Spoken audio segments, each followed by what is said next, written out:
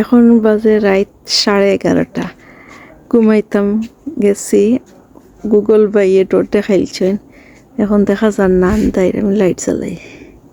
এই যে আমার উড়ির গাছ আমি গতকালকে রইয়া থইছি, আর এখন গুগল বাইয়ে কইরা 7 ডিগ্রি হয়ে যাইব, রাত্রে ঠান্ডা পড়ব।